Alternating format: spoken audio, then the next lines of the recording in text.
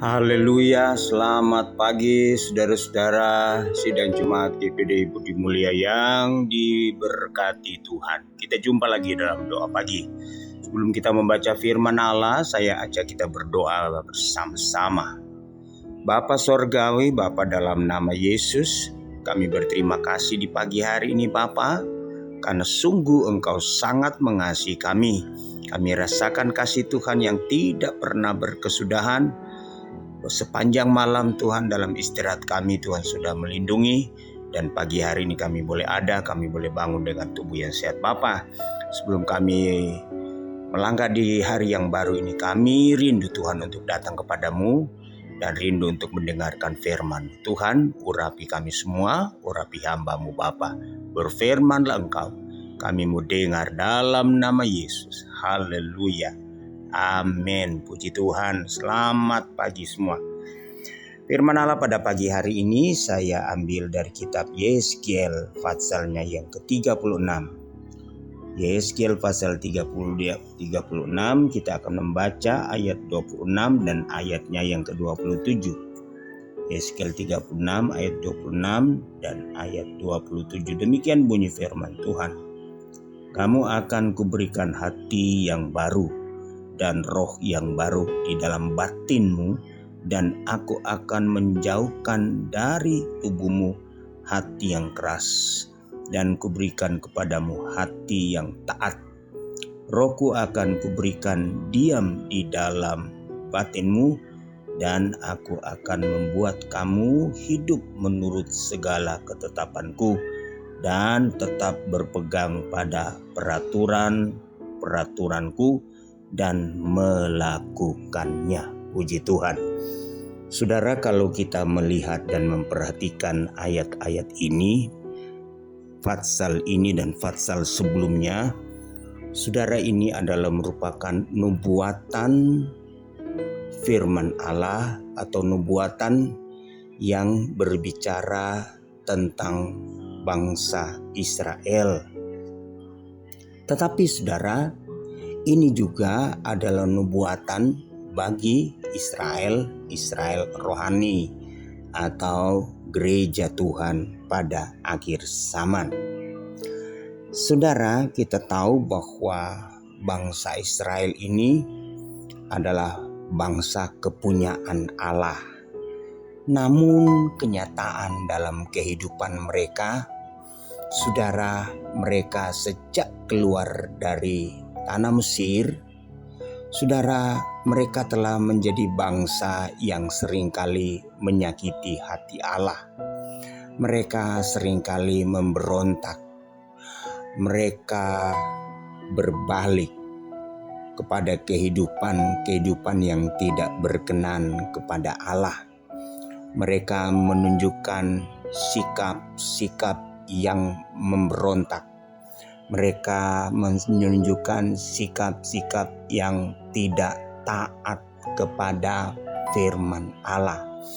Sehingga saudara, Tuhan seringkali menghukum bangsa ini sejak mereka berada di padang belantara. Mereka seringkali dimurka Allah. Bahkan firman Allah katakan, dari bangsa yang keluar dari Mesir atau generasi yang keluar dari Mesir, hanya tercatat Yosua dan Kaleb yang masuk ke tanah perjanjian. Yang lainnya mereka binasa di padang belantara. Yang masuk hanyalah generasi penerus atau keturunan-keturunan, kecuali Yosua dan Kaleb. Karena memang bangsa ini, walaupun bangsa ini adalah bangsa kepunyaan Allah, tapi mereka seringkali menunjukkan sikap yang tidak taat kepada Tuhan. Berkali-kali mereka Tuhan hukum, tapi Tuhan mengasihi. Terakhir saudara-saudara, kalau kita ingat bagaimana mereka dibuang ke Babel selama 70 tahun. Tetapi saudara-saudara, setelah genap 70 tahun, Allah mengembalikan mereka ke tanah Kanaan, ya, ke Yerusalem. Dan waktu berjalan terus, saudara-saudara, sampai waktu Tuhan menjanjikan kepada mereka seorang raja pada akhir zaman yang akan datang memulihkan kerajaan Israel. Nah, saudara, ini sangat ironis ya. Mereka menantikan juru selamat, mereka menantikan Mesias, mereka menantikan raja.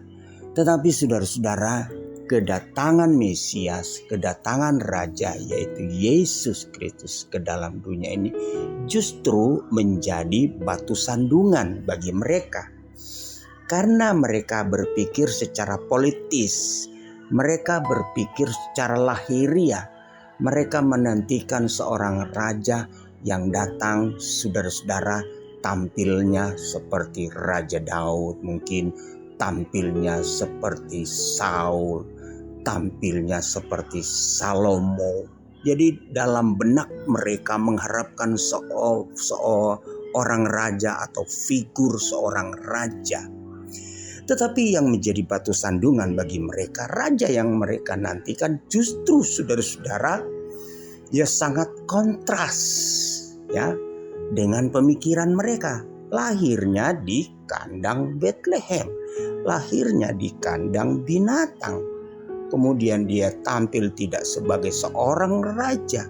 Dan ini saudara-saudara menjadi batu sandungan bagi mereka. Sehingga mereka menolak Yesus sebagai Mesias. Mereka menolak Yesus sebagai raja. Haleluya. Dan mereka tersandung, saudara-saudara. Tetapi seburuk-buruknya bangsa Israel, sejahat-jahatnya bangsa Israel, Allah menaruh belas kasih kepada bangsa ini. Allah menyediakan satu waktu buat bangsa ini. Allah memberikan kesempatan selalu kepada bangsa ini untuk bertobat, untuk kembali. Saudara, kalau kita membaca di dalam Roma pasalnya yang ke-11, kalau saudara kita buka dalam kitab Roma pasalnya yang ke-11, saudara, di Roma 11 ini ada beberapa perikop. Ayat 1 perikop pertama yaitu sisa Israel judulnya. Kemudian perikop kedua yaitu Israel tersandung. Itu mulai ayat 11, Israel tersandung, bangsa-bangsa lain diselamatkan atau terbuka keselamatan bagi bangsa lain yaitu bangsa kafir, yaitu saudara dan saya. Tetapi kembali dalam perikop yang ketiga yaitu mulai ayatnya yang ke-25, yaitu kembali Allah mengingat janjinya kepada Abraham yaitu tentang bangsa Israel, yaitu perikop yang ketiga itu penyelamatan atas Israel. Nah, ini saudara-saudara ada kaitannya dengan dalam Yeskel yang kita baca tadi, ayat pokok yang kita baca tadi, di mana satu waktu Tuhan akan menyediakan waktu kelegaan bagi mereka, yaitu waktu perkenanan untuk bangsa Israel, di mana Allah akan menyelamatkan bangsa Israel. Nah, saudara yang kekasih dalam Tuhan, yang kita baca tadi di dalam Yeskel ya, saudara-saudara, Tuhan akan memberikan kepada bangsa ini yaitu saudara-saudara hati yang baru dan roh yang baru. Hati yang baru ini, roh yang baru ini adalah hati yang taat, hati yang lunak, hati yang mengasihi, hati yang melakukan firman Allah. Allah akan menyediakan waktu ini, waktu kelegaan bagi bangsa Israel. Tetapi hati-hati saudara-saudara bagi kita ya, sebagai bangsa yang bukan berasal dari bangsa Israel secara lahiriah. Ketika Tuhan melihat dan memberikan waktu kelegaan bagi bangsa Israel, berarti waktu bagi kita sebagai bangsa-bangsa bukan dari Israel itu sudah berakhir. Nah, itu sebabnya saudara-saudara, ini peringatan bagi gereja Tuhan, bagi kita semua pada hari-hari ini. Tuhan mulai menyatakan kasih-Nya kepada bangsa ini. Ya, pertama ketika Tuhan memulihkan mereka di Israel, ya, pada tahun 48 atau 47 Tuhan memulihkan bangsa ini dalam tanahnya, di tanah perjanjian. Ini bukti saudara-saudara, Tuhan mulai, dan Tuhan masih menyediakan satu waktu kelegaan bagi mereka. Dan ketika Tuhan sudah memberikan waktu kelegaan bagi mereka, berarti waktu bagi kita sebagai orang kafir sudah berakhir. Namun saudara-saudara, nubuatan ini juga bukan hanya berlaku kepada bangsa Israel, tetapi juga ini berlaku kepada kita sebagai Israel rohani. Tuhan akan memberikan kepada kita hati yang baru, hati yang taat. Karena kalau kita baca saudara-saudara di dalam Filipi pasalnya yang kedua, Filipi pasal 2 ayatnya yang ke-13, karena Allah lah yang mengerjakan di dalam kamu baik kemauan maupun pekerjaan menurut kerelaannya. Allah yang mengerjakan, karena Allah lah yang mengerjakan di dalam kamu baik kemauan maupun pekerjaan menurut kerelaannya. Allah yang mengerjakan, Allah yang melakukan, saudara-saudara, baik bagi kita maupun bagi bangsa Israel. Marilah saudara-saudara, milikilah hati yang baru. Kita minta supaya Tuhan memberikan kepada kita hati yang baru, roh yang baru, yaitu roh yang menyala-nyala, yang melayani Tuhan. Hati yang baru yaitu hati yang melakukan serta memiliki ketaatan kepada perintah-perintahnya. Maka kita juga akan mewarisi janji-janji Allah kepada bangsa Israel. Itu juga menjadi janji-janji Allah kepada kita sebagai Israel rohani. Tuhan kiranya memberkati kepada kita semua, biar kita miliki hati yang baru, roh yang baru, yang senantiasa dibaharui oleh firman dan Roh Kudus, supaya kita memiliki hati yang taat kepada Tuhan, yaitu hati yang melakukan segala perintah-perintahnya. Tuhan Yesus memberkati. Kita berdoa. Terima kasih Tuhan untuk segala kasih karunia dan kebaikan Tuhan atas hidup kami.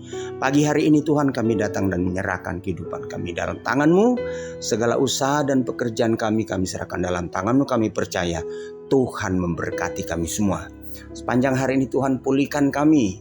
Kami yang dalam pergumulan, kami yang dalam persoalan permasalahan, dalam nama Yesus Tuhan tolong. Tuhan berikan jalan keluar, Tuhan berikan kelegaan, Tuhan nyatakan kuasa dan mujizat-Mu dalam setiap kehidupan kami anak-anak-Mu Bapa. Terima kasih Tuhan, Kau terus memberkati bangsa kami, memulihkan bangsa kami, menyelamatkan bangsa kami, melindungi bangsa kami dari segala perpecahan dan malapetaka, bencana dan lain sebagainya Bapa.